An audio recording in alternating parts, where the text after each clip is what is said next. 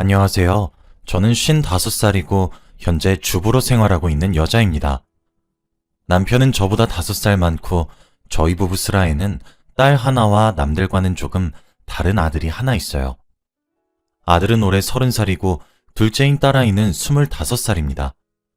세상에 사연 없는 사람이 어디 있냐는 말 있죠? 저도 절대 잊기 힘들었던 날이 있습니다. 그날의 충격적인 진실은 저뿐만 아니라 가족 모두가 정말 엄청난 충격에 빠지게 만들었죠. 만약 제가 찰나의 순간에 모든 것을 알지 못했다면 지금 제 아들 자식은 세상에 없고 난 뒤였을 겁니다. 거기까지 생각이 미치면 아직도 숨이 잘 쉬어지지 않네요. 그 사건은 여전히 저희 가족을 힘들게 하고 있어요. 적어도 사람으로 태어나서 사람으로 살게 되었다면 절대 넘지 말아야 할 선은 넘지 말아야 되는 법인데 말입니다. 제 딸아이는 아직까지도 병원을 다니며 정신과 치료를 받고 있어요. 지금부터 제게 일어난 충격적인 이야기를 시작하도록 하겠습니다. 때는 지금으로부터 5년 전, 아들이 25살이 되는 해에 일어났어요. 저희 아들은 남들보다 조금 다릅니다. 지능이 조금 떨어져요. 경계성 지능장애라고 하더군요. 지능지수가 지적장애인과 일반인 사이의 경계선에 위치하고 있죠. 우리나라에서는 그래서 지적장애에 포함되지 않고 사실상 일반인에 포함됩니다. 저희 아들은 사실 경도 지적장애인과 지능지수가 사실 별다를 바 없어요. 지적장애와 증상은 비슷하지만 아무래도 중증도는 좀 더 가벼운 상태입니다. 지능 발달이 느리고 이해도 응용도 잘 못하고요. 기억력도 나빠요. 그래서 학창시절 내내 소외당하는 아이가 있으면 그건 우리 아들이었습니다. 아이가 커가면 커갈수록 사회에 점점 더 적응하지 못하고 겉돌고만 살았어요. 게다가 아들은 약간의 자폐 증상도 가지고 있었던 아이였는데 결국 우리 아이는 장애인으로 등록되어 있습니다. 그래서 그런지 아무리 집에서 훈육을 하고 반복적으로 가르쳐도 사실 조금 모자란 아이를 케어한다는 것 자체가 무척 힘든 일이긴 합니다.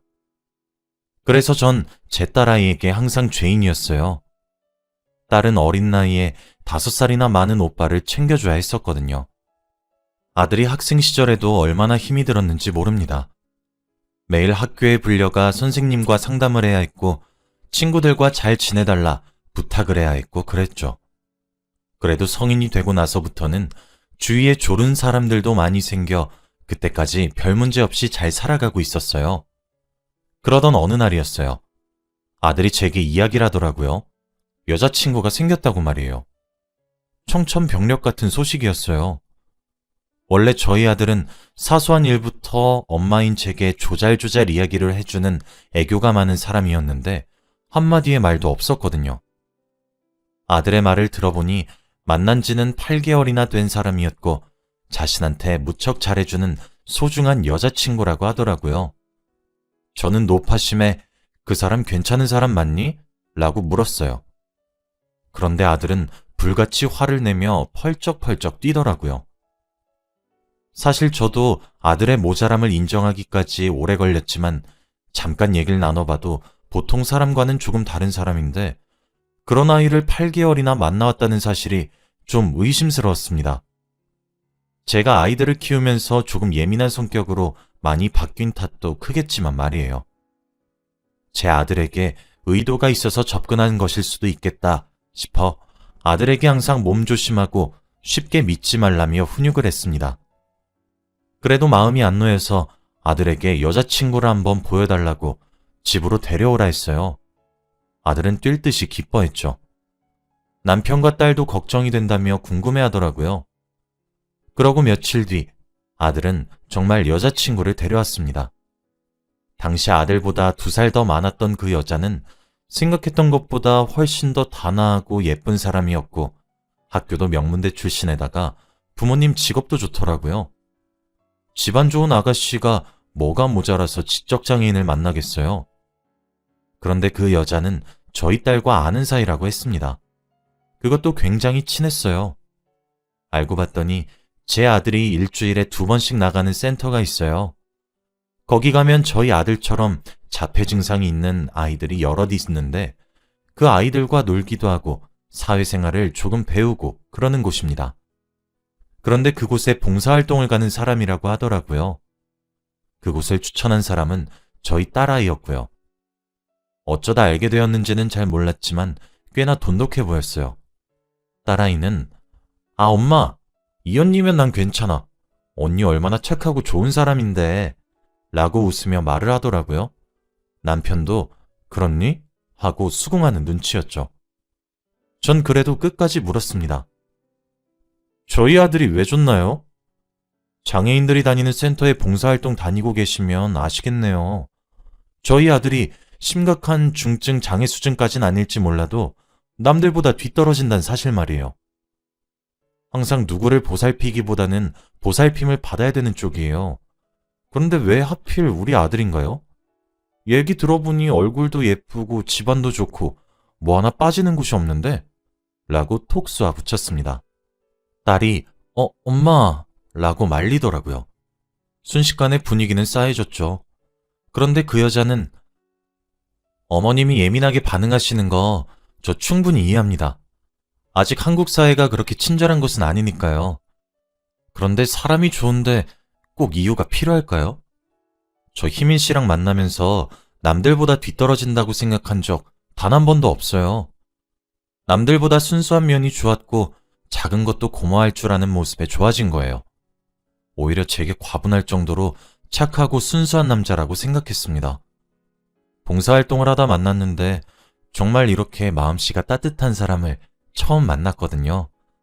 그래서 제가 먼저 다가간 거예요. 제가 앞으로 희민 씨를 행복하게 해주고 싶어요. 그러니 저를 한 번만 믿어주시고 저희가 교제하는 데 있어서 좋은 마음으로 지켜봐 주시면 안 되시나요? 라고 당돌하게 말을 하더라고요.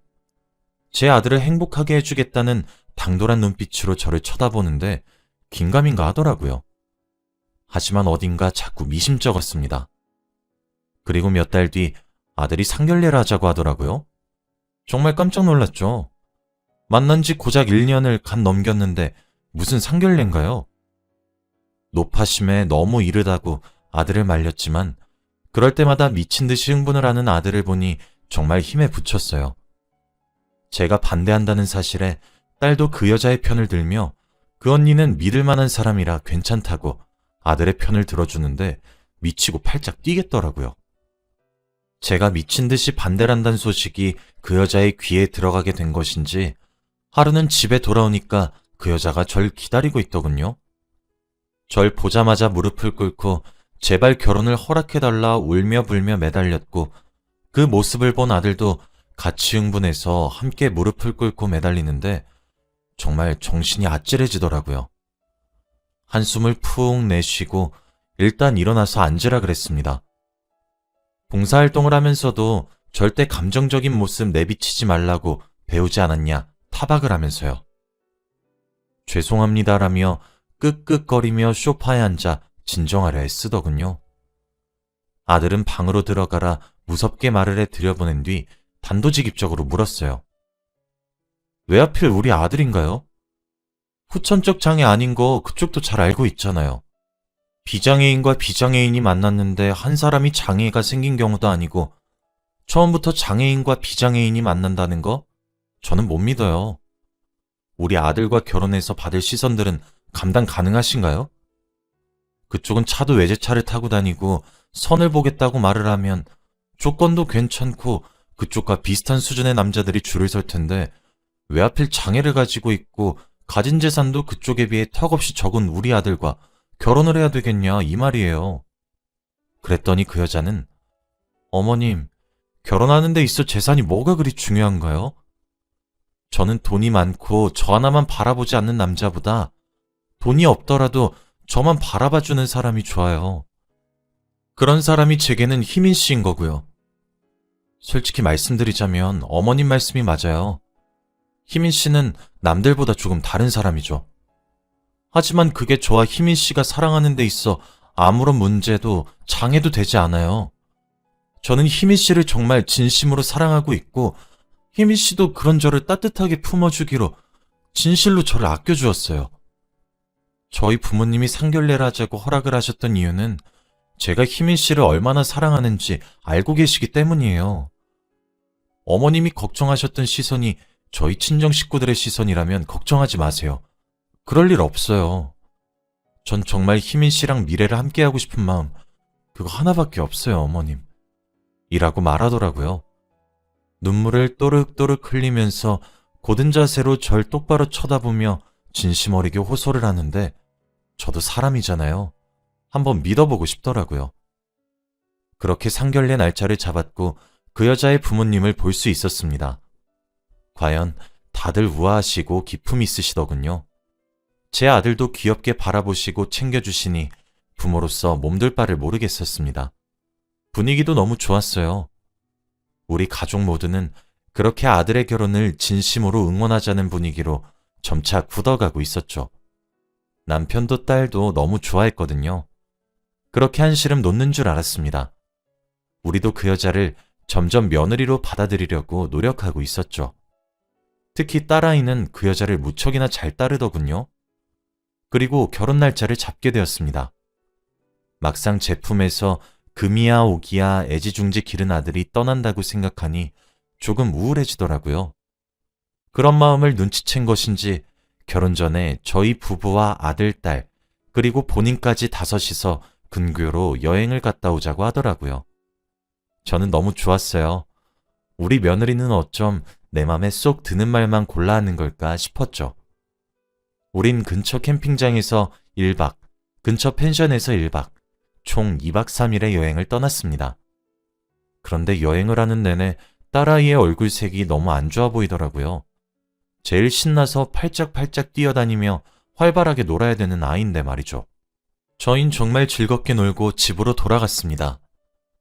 그 여자는 저희를 집에 데려다 주고 친정으로 가는 것 같았죠. 집에 들어가서 짐을 풀려고 하는데 딸아이가 잠깐 저 좀 보자고 하는 거예요.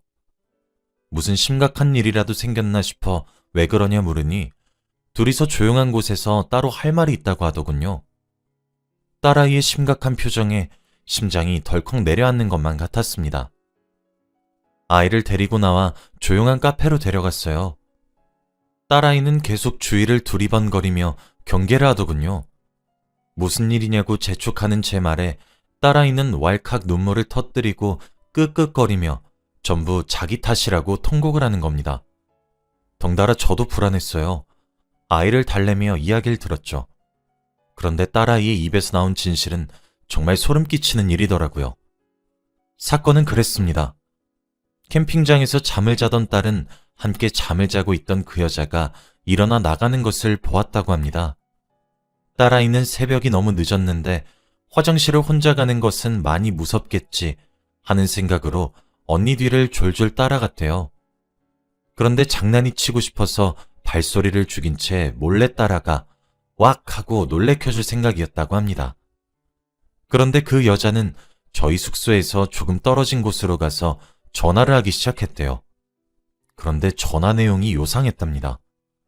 자기야 여보야 이런 호칭이 나온다던가 언니의 남자친구인 오빠는 캠핑장에서 잠을 자고 있는데 사랑한다는 말이 나온다던가 이건 아니다 싶어서 숨죽이며 다가가 몰래 동영상을 촬영했더라고요. 제가 촬영한 동영상을 보니 우리 가족을 기만한 것도 괘씸한데 정말 무서운 계획을 세우고 있더군요. 오늘 그쪽 사람들이랑 여행 와서 2박 3일 동안 연락하지 말라고 했었잖아. 내가 그렇게 보고 싶어? 이런 간지러운 대화부터 암튼 서류는 준비 다 되어 있지? 진짜 이 짓거리 언제까지 해야 하나 몰라. 진짜 쪽팔려 죽겠어. 장애인 주제에 엄청 엉겨붙는데 나 진짜 표정 관리가 너무 안 되네. 빨리 자기 얼굴 보고 힐링하고 싶다. 이런 소름 끼치는 내용이 담겨 있었습니다. 그 외에도 펜션 뒤에서 달콤한 대화를 나누는 듯한 내용을 딸아이가 여럿 찍었더군요. 참 우리 딸도 대단하다 싶긴 했습니다. 그러면서 제게 그러더군요. 딸아이 자신이 언니를 오빠가 다니는 센터를 추천한 거였는데 이 모든 게 자기 때문인 거 아니냐며 아주 서럽게 울길래 아니라고 엄마가 알아서 할 테니 가만히 모른 척하고 있으라고 단단히 주의를 주었어요. 그리고 딸아이를 집에 데려다 준 이후 그 여자를 불러냈습니다. 어머님 하며 웃으며 곧장 나오더군요. 어쩜 그렇게 가증스러울 수 있는지 전 아무것도 모르는 척하며 그 여자를 대하려고 노력했어요. 그리고 그 여자가 잠시 한눈을 판 사이에 그 여자 가방 속을 뒤져 휴대폰을 훔쳤습니다. 그리고 그 여자와 함께 시간을 보낸 후 집으로 돌아왔어요. 그 여자의 휴대폰을 여니 잠금이 되어 있더군요. 제 아들의 생일을 기입하니 풀렸습니다. 참 아이러니하더군요. 다른 남자에게 사랑을 속삭여 놓고 휴대폰의 비밀번호가 제 아들의 생일이라니. 근데 휴대폰 속 진실은 정말 믿기지 않을 정도로 소름이 끼쳤습니다. 딸아이의 짐작대로 그 여자에겐 결혼을 약속한 남자가 있었어요. 그 여자의 시부모로 저희와 상견례를 했었던 사람들은 둘 다 결혼식 하객알바를 하는 피도 한 방울 섞이지 않은 남이었고 결혼을 약속한 남자와 새 출발을 하기 위해 저희 아들에게 접근한 것이었습니다. 그 여자는 어쩌다 우연한 계기로 친해진 저희 딸아이와 이야기를 하다가 딸아이의 오빠가 지적 장애인이란 사실을 알게 되었고 그때 이 모든 계획을 세웠던 것이었어요. 1년이 넘는 시간 동안 저희 아들을 꼬여내 결혼 허락을 받는 데 있어 신중에 신중을 가했고 이미 제가 모르는 사이에 아들의 이름으로 가입된 보험의 개수만 9개였습니다. 그 모든 보험들의 수익자는 그 여자의 이름으로 되어 있었고 보상 금액이 총 15억 정도나 되더군요. 신혼여행을 떠나는 날이 그 여자의 디데이였어요. 만일 제 딸이 통화를 엿듣고 의심하지 않고 자측하지 않았더라면, 그래서 그 내용을 제게 얘기하지 않았더라면, 딸아이의 말을 듣고 제가 증거를 훔쳐오지 않게 되었다면, 정말 아무리 생각을 해도 저는 제 아들을 영영 잃을 뻔했었단 말이 되지 않는 경우를 제외하곤 결과가 나오질 않더군요. 그 여자의 사진첩과 메신저엔 여기 적기 힘들 정도의 방대한 양의 모든 내용이 다 들어 있었습니다. 어디서 어떻게 사고를 낼지 아주 상세하게 계획된 대화들과 함께 말이죠. 전 그대로 휴대폰을 들고 변호사를 찾아갔습니다. 변호사님께서는 위법한 방식으로 수집된 증거는 증거로 채택이 되지 않는다고 하더군요. 그러니 실체적 진실 발견이란 공익적인 요청을 해보자 하셨습니다. 그렇지 않으면 제가 오히려 절도죄가 적용될 수 있다고 하시면서요. 하지만 휴대폰에 담긴 내용들을 확인하시고 제 얘기를 들으시더니 증거로 채택될 확률이 더 커 보인다고 하시더군요. 그렇게 함께 소장을 써내려갔고 살인 미수죄로 그 여자와 얼굴조차 모르는 남자를 고발했습니다. 다행히 변호사님의 말씀대로 두 사람은 법의 심판을 받게 되었어요. 처음엔 미친 듯이 발뺌하기 시작하더니 그 여자의 휴대폰이 증거로 채택되기 시작하면서 하나둘 자백하기 시작하더군요. 도중에 기가 막혔던 점은 남자는 여자가 먼저 계획한 일이었다며 고발했고 그 와중에 감형을 받았습니다. 저희 가족은 일련의 사건에 모두 충격을 받고 도망치듯 동네를 떠나 다른 지역으로 이사를 갔어요. 그 후로 저희 딸은 그 사건의 시작점이 정말 자신이었다는 사실을 알게 되었고 그로 인해 죄책감을 가지기 시작했습니다. 아들은 그 여자를 얼마나 뼛속 깊이 믿었던 것인지 몇 년 동안이나 진실을 받아들이지 못하더라고요. 저희 가정은 한 여자의 이기적인 마음 하나로 풍비박산이 나게 되었습니다. 5년 정도 지나고 이때쯤 되고 나니 아들은 그 여자가 나쁜 사람이란 사실을 배워서 아픔을 이겨냈고 딸아이는 아직도 이겨내는 과정을 겪고 있는 중입니다. 사람이 어떻게 그런 잔인하고 소름이 끼치는 범죄를 계획하고 잔혹하기 짝이 없는 범죄를 실행에 옮기려고 할 수 있는 걸까요? 정말 가슴이 찢어지는 것만 같은 경험이었고 두 번 다시 같은 경험을 하고 싶지 않더군요. 저희 가족은 5년이나 지나서야 정상적으로 활동하는 것이 어렵지 않을 정도로 회복할 수 있게 되었습니다. 아직 딸아이는 상처가 큰 듯하지만 저를 닮았으니 시간이 조금 더 걸리겠지만 씩씩했던 예전의 딸로 얼른 돌아오길 기다리고 있어요. 이젠 세상이 흉악하다 못해 험악하기까지 한데 여자만 남자를 조심하라는 법은 없는 것 같습니다. 남자도 여자를 조심해서 만나야 된다고 생각해요. 제 이야기를 들어주셔서 감사합니다. 여러분들 가정은 항상 평안하시길 바랍니다.